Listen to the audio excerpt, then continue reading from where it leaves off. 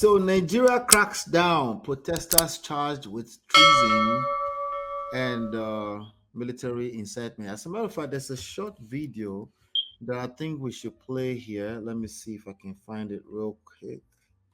Let's see. I think you will like it. It'll give you some insights. Mm. Let's go there. Hold on 1 second. All right, it's the Very Dark Man. It's one of your faves. Very Dark Man. He has something to say about this. So let's listen. So some of the end bad governance protesters were charged with treason. And you know the penalty for treason is by the fee by you by shooting imprisonment. You understand? All this now because they fly Russian flag, all those things during the protest. But who are we to blame? It is still the governments that will blame now. There's the percentage of illiteracy in the north is over 90%. You understand? And who are we to blame? It's still the government, because it's almost as if they deliberately don't want to give those people education so that they can weaponize it.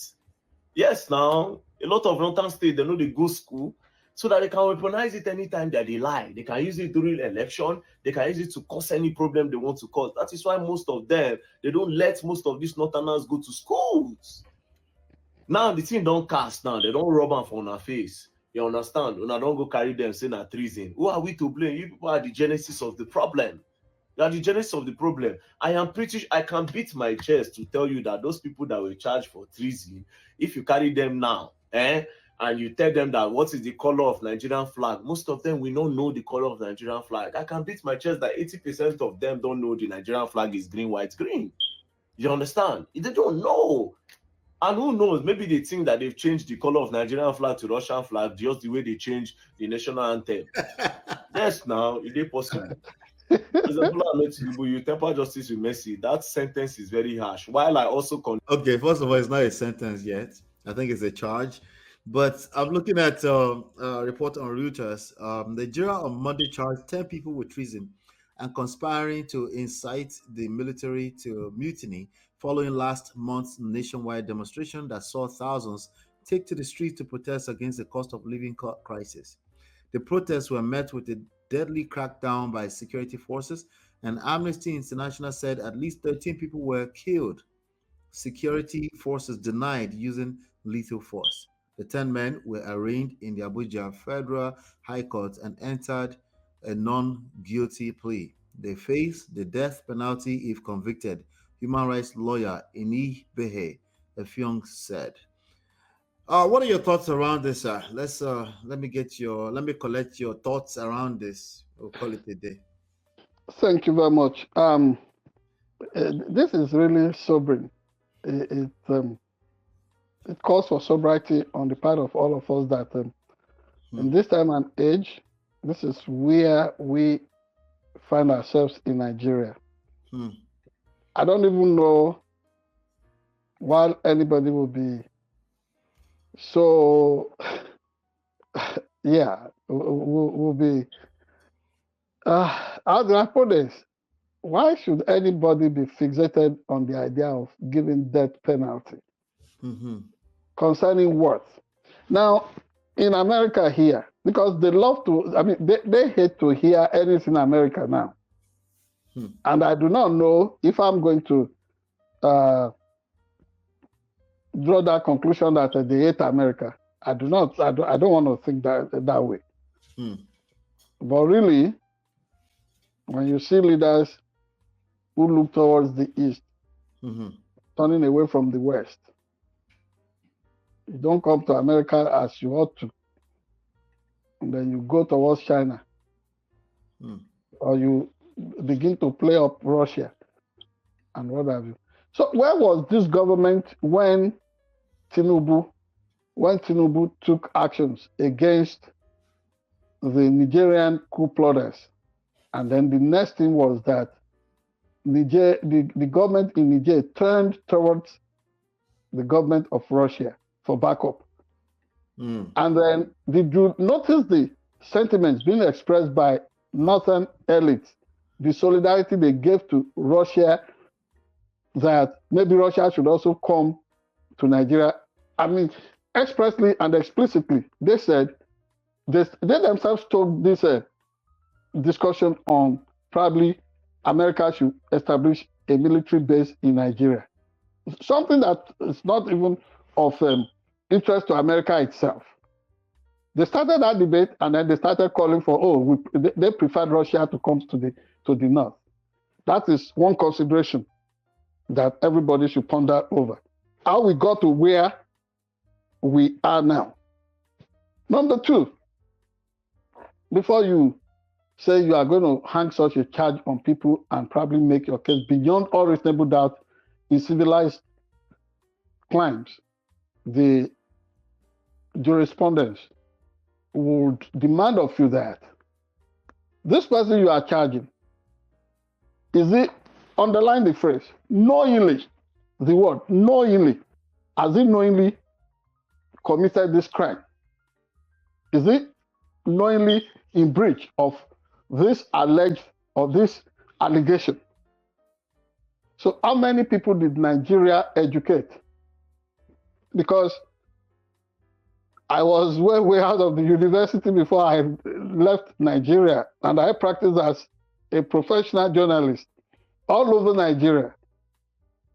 Nobody ever educated us as to whether it was right or wrong to don or to display the flags of any other country in Nigeria.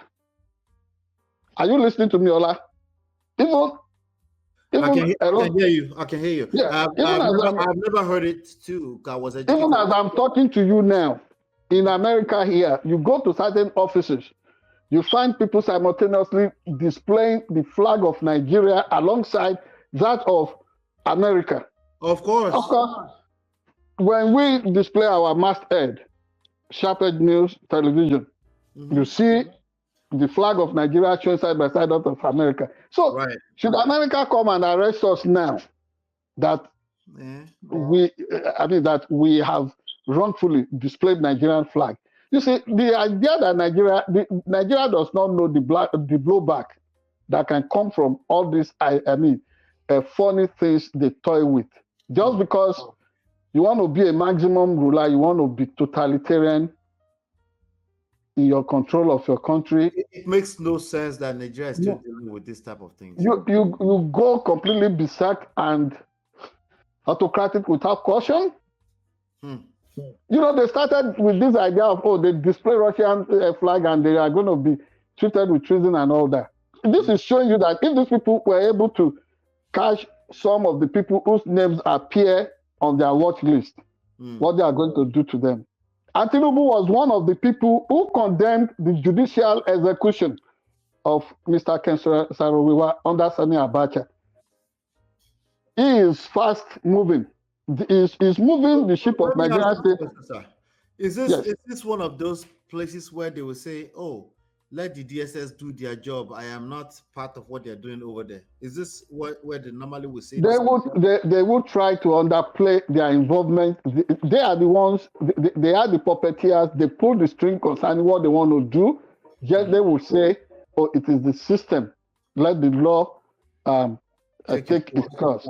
There is no law taking its course. It's just about people in government, strong characters, trying to be vengeful and assertive. They don't want, for you and I and every Nigerian overseas now, it becomes particularly dangerous to want to even toy with the idea of going to that country at this time. The signs are so ominous.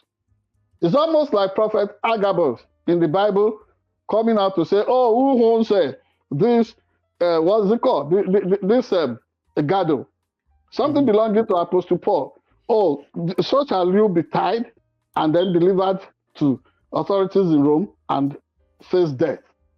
So there is nothing clairvoyant, there is nothing like soothsaying about this. It is so prophetically clear. Wisdom and knowledge is saying that these people, they are hell-bent. You know the amount of avoidable debt that APC administration has rigged on Nigerians since coming on power, the killing at the Lekki toll gate, which they continue to deny, and then this one deliberately on purpose charging Nigerian citizens with treason, and then the penalty will be dead. Something that is coming from the military heritage of the past. Oh, hand them an execution just because it was done against the team of Dimka Gumwalk, Bisala, 1976, when they assassinated General Murtala Ramat Mohammed. This is what I'm talking about when I speak of empathy. You don't create life, yet it's so easy for you to want to take it. Just because you must send clear signals that you brought no opposition, no criticism whatsoever. We are in charge, and we won't ever transfer. We wouldn't ever transfer power peacefully. We would never listen to what the people want. We can write roughshod on them. We must make a scapegoat. We must scapegoat people. This is what they are doing. What calls for death penalty against people you have never educated about whether it is right or wrong to fly or float foreign flags? So now, if I come to Nigeria and like we used to, of course, in Nigeria we wore T-shirts with American stripes, with British stripes. So if we do that now in present day Nigeria, we will be guilty of treason because we done designs. So where is the place of free speech in this? Free expression, other constitutional protections guaranteed to Nigerians. So nobody talks of end bad governance protest anymore. It is about treason now. It is about flying Russia flag. In less than just a few short weeks. I'm telling you, this is bizarre. This is bizarre. It is weird. Very, very, very, very, very, very uncivilized. This is where they are taking Nigerians. And look at the way they are poaching people. They will invade business premises in Abuja, Labour House. They say, oh, the terrorism financing and what have you. But they can arrest Mr. Hunger. They cannot arrest the president, who himself said is removing subsidy and then the economy total. That in itself is foremost economic sabotage right there. Only God knows what they are doing secretly now, the secret plots. How they are weaponizing DSS, how they are weaponizing NIA, who to go after internationally and within the country. People who are acting brazenly in breach of their oath of office, the oath they took. And you see how democracy continues to be on the decline in Nigeria. So, my brother, welcome to the normalization of abnormality in Tinubu's Nigeria, in APC's Nigeria. PDP did not do half of all this. PDP did not do half of all this. And like the late Odumegwu Ojukwu once told me in an interview, he said the 3-year Nigerian Civil War was just an attempt by Jack, that is Gowon, hunt for Ojukwu's head. So in order to get one head, over 1 million Nigerians were sacrificed. In order to get to Showore and all the other people that they alleged financed or planned this protest and what have you. You see how many people they want to kill, they want to execute? At the end of the day, these people will become their bargaining chip. They may not even execute them. They just want the whole world to come to them begging, to use that to derive some measure of legitimacy. Oh, do not execute them. Don't do that. This and that. And then they begin to mess up the system. So this cycle, this ignominious cycle of ineptitude and what have you continues. And Nigeria loves their oppressors differently, different ways. And you say something, they are coming up. Even in your birthplace, in your own hometown, home village, they will say, shut up. He's talking from America, let him come down to the hometown. Of course, they won't come there. We will not come there because we can't be killed so cheaply. Can't be killed so cheaply. They want to do whatever with the country. Good luck to them. So long. All right. We've done well today. Thank you, everybody. Hit the like button, share, subscribe, turn up your notifications, follow. Let everybody know we're here talking about this kind of stuff. Also, we want you to join the conversations in the comments below. Thank you so much. Keep us posted. Hopefully, you've been enlightened, educated. We'll see you on the next one. Have a good evening.